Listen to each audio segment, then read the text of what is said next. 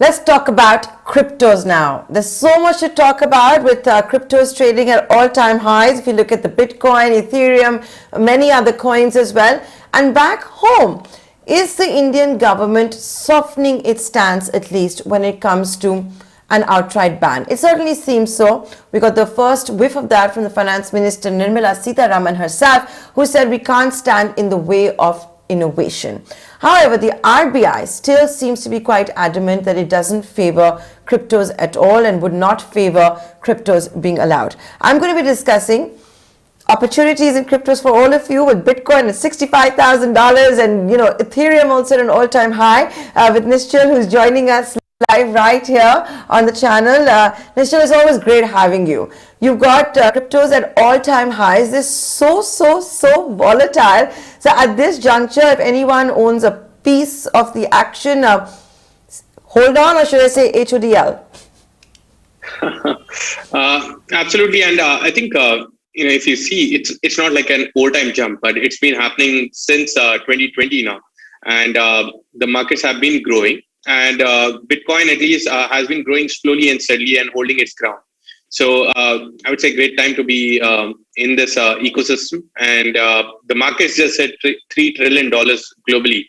When it was 1 trillion, people thought it was overheated, and now it's at $3 trillion. So I think overall a very interesting time for crypto right now.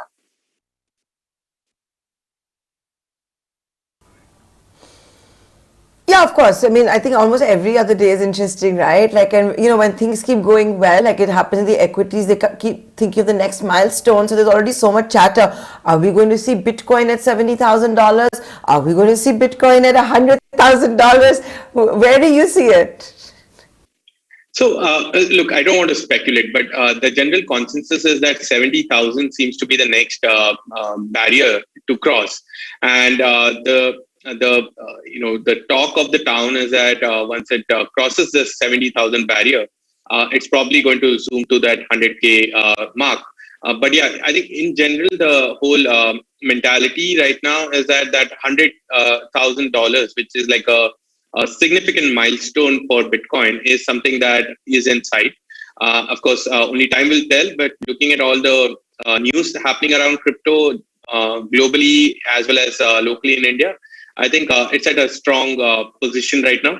But yeah, I think we have to wait and watch.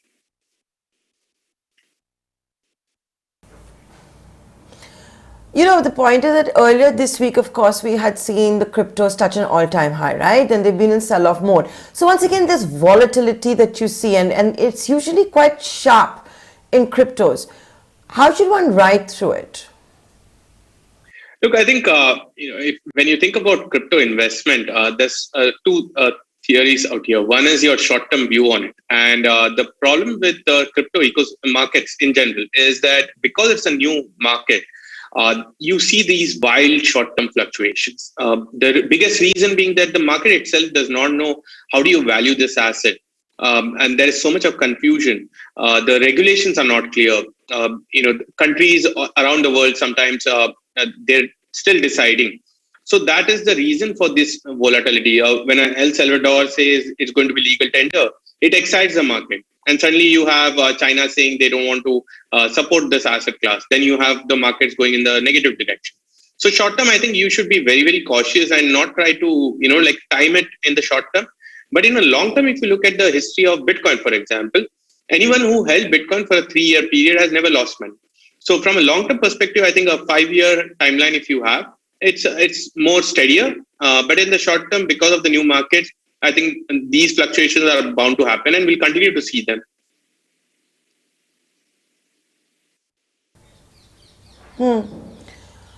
Would you say the meme coins at least are a no-go?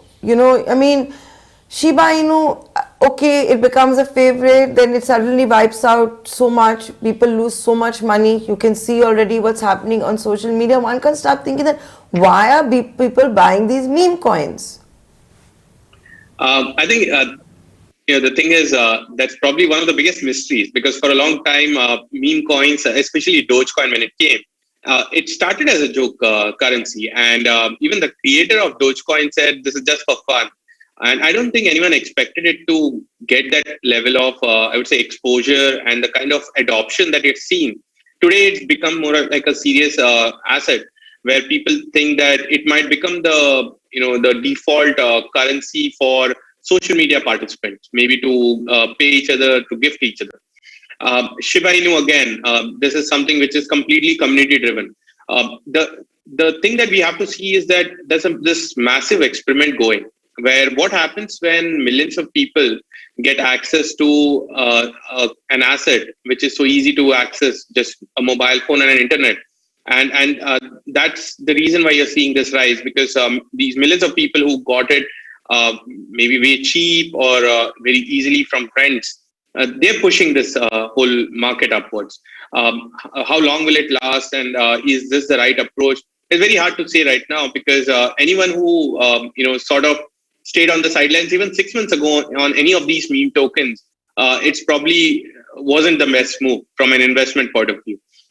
There have been reports like recently, if you, I don't know, I was reading and someone bought SHIB token worth $3,000 or something last year, and that's worth $1.5 billion.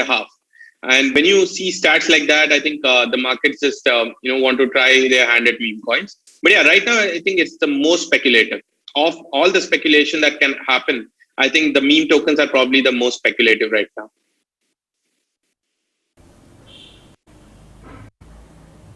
I want to get your views also on what all of you stakeholders make of the government stance. Is it indeed softening? How are all of you seeing this as, Monday being called by the Parliamentary Standing Committee led by Mr. Jayant Sinha? I think I see this as the initiation of dialogue between the industry, which was much needed. If you think about the last few years of crypto in India, we've not really had an industry participation. And this seems like that really good direction where industry is being invited to discuss. And this is going to help the government understand about this ecosystem a lot better. And I think it's overall definitely a very good move. This is happening in other countries around the world. We are seeing every country getting these discussions with the industry because you need to understand what's the ground level realities in crypto. What are the stats saying? What is the data showing you? And this interaction that is probably that one good step that we've taken. I think the government has not been really taking a hardened stand. It's been taking a cautious approach to regulation and crypto in general. And I think that is the right approach here. Anything hastily decided about crypto will probably backfire, because every country is now trying to understand what's the right regulation. And India is on that path, trying to understand what the right approach should be. So I think it's a good move overall.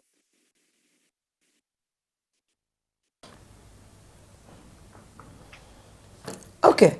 So you think, it does, at least the fact that they're willing to have consultations, but at the same time, the RBI governor has publicly said 24 hours ago, still very concerned by what cryptos can mean for financial stability. Yeah, see, I think there are always. And given that, Nischal, actually, I want to add a caveat to that. I want to add a caveat to that. With the Reserve Bank of India taking such a hard stance, whatever might be happening in New Delhi, we should also point out in the mainstream media that anybody who's looking at cryptos is doing it at their own risk. We don't know which way it's going to go. Absolutely. See, crypto is unregulated, and right now the regulators, the government, everyone's trying to see what's the right approach. And in this whole direction that you're taking towards regulation, there's always going to be the pros and cons you have to weigh. So it's never a surprise to see the bad side of crypto being discussed as well as the good part of it. The key challenge that we have as a nation is how do we bring in the right regulations to first and most importantly protect the investors, and second is to ensure that innovation thrives in this ecosystem, and we as a nation can take advantage of this innovation. Because if you see the last 5-10 years of India's progress, technology has played a big part, and crypto signifies that evolution of the whole financial domain on the internet. So I think it's never bad to call out the wrong that is happening in the ecosystem. In fact, we should encourage that kind of debate so that we eventually bring up the right regulation. If we think only in, let's say, positive or only negative, what is going to happen is we're going to have a lopsided regulation, which is going to hurt the industry. So I think I wholeheartedly welcome all of these, the criticism as well as the good things, because that is how we will build the right regulation in India.